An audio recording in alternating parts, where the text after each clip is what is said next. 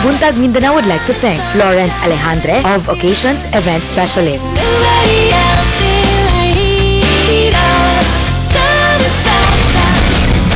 Ang dami na pakamatay!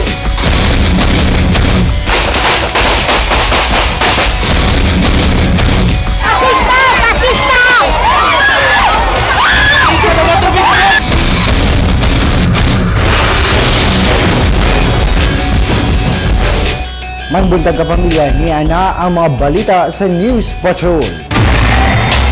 Nagmaya ang tibuok simbahang Katoliko sa pagkapili sa bagong Santo Papa. Si Danjo Revilla sa report. Good morning.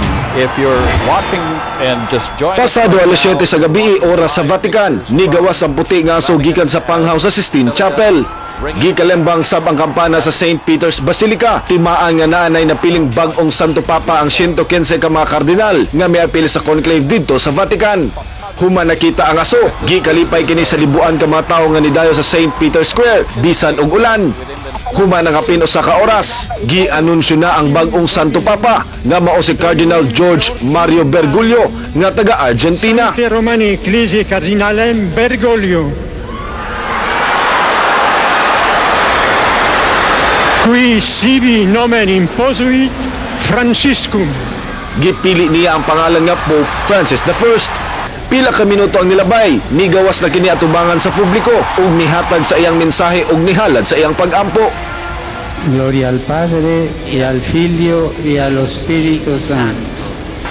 Si Pope Francis I mao ang pinakaunang Santo Papang Hisweta ug ika-266 nga Santo Papa nga mao'y mangulo sa kapin 1.2 billion ka mga Romano Katoliko sa tibuok kalibutan. Danjo Revilla, ABS-CBN News. Sa laing balita, miabot na sa kapintunga sa bilyon ang kantidad sa nahatag nga tabang sa DSWD-11 sa mga biktima sa Bagyong Pablo. Hangtod Hunyo pa ang relief distribution sa mga gibagyo. Si Paul Palacio sa detalye. Sukad Disyembre, miabot na sa kapin 200,000 ka mga pamilya nga survivor sa Bagyong Pablo ang nahatagan og hinabang sa DSWD-11. Miabot sa 571 million ang kantidad sa hinabang nga nahatag.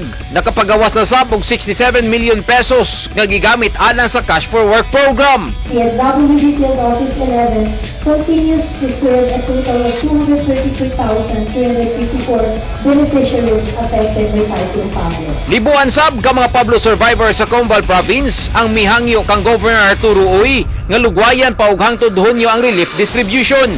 Kay kadaghanan kanila mga mag-uuma nga maglisod pa og bangon gikan sa nasinati ang trahedya.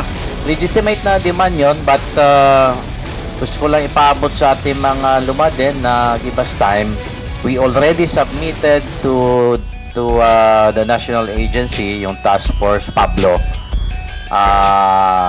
in the amount of 16.7 billion pesos. Giklaro sab sa DSWD-11 nga apil sa ilang gipanghatagan og hinabang ang mga tawo nga gidala sa barog katawhan nga nagrally sa DSWD office niadtong Pebrero.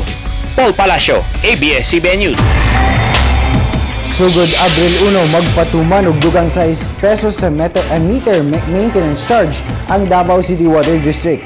10% nga discount sa sayong mga nagabayad, wag tango na sab. Si Hernel Tocmo sa detalye. Sugod Abril 1, mas mahal na ang bayran sa pagpalit og metrohan sa tubig sa Davao City Water District.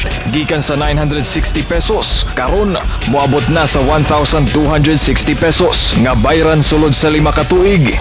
Gikan 15 pesos, motaas kini ngadto sa 21 pesos ang bayran kada bulan alang sa meter maintenance charges sa mga residential consumers. Sumala ni Imelda Magsusi, mitaas ang presyo sa metrohan sa tubig o dili na kinikayang isubsidize sa water district. Gikan sa 15 pesos to 21 or 6 pesos nga increase. Kanang increase ana nel para lang na i-recover nato sa cost pagpalit nato sa metro. I-implement na nato effective April 2013. Wado na sab sa water district ang 10% nga diskwento sa mga sayong mubayad. Like sa nahitabo nato sa atong Bangkerohan Bridge nga nag-collapse ang ato ang tubo dinha, mugasto mi ana mga around 80 million according sa among technical. Wala na siya na-appeal sa amo ang paghimo sa among plano. Masaya nga na si Mariano Restifical Jr. sa iyang 10%, labi na nga sayo siyang nagabayad. Sayang ang discount na 10%. effect yun na sa ang atong bayro nun sa kuan siya mo increase mo gud gamay. Sa ako okay lang sa kuha basta mag-improve lang po din ang kuan ang ilang service. Niadtong Oktubre sa milabay tuig pa nagdesisyon ang pagtaas sa meter maintenance charges. Hernal Tokmo, ABS-CBN News. Di pasalig ni Governor Arturo Uy sa Combal Province nga tumanon sa hinahinay ang demand sa mga nagpailang residente sa Mako Combal na nagrally sa Apex Mines Incorporated niadtong miaging adlaw. Sumala ni Uy, dili dayon nila madali-dali og hatag ang demand sama sa pagbalik sa orihinal nga dalan sa riprap sa sapa sa Masara. Pag-ayo sa mga naguba nga tulay ug kalsada ug uban pa kay naa pa sila giatiman nga mga survivor sa Bagyong Pablo. Hinuon na kag-istorya na si Uy sa management sa Apex Mines kabahin sa demand sa mga nagrally.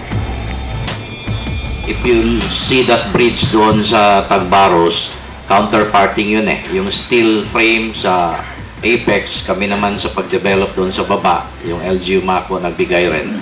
So, it is a legitimate demand.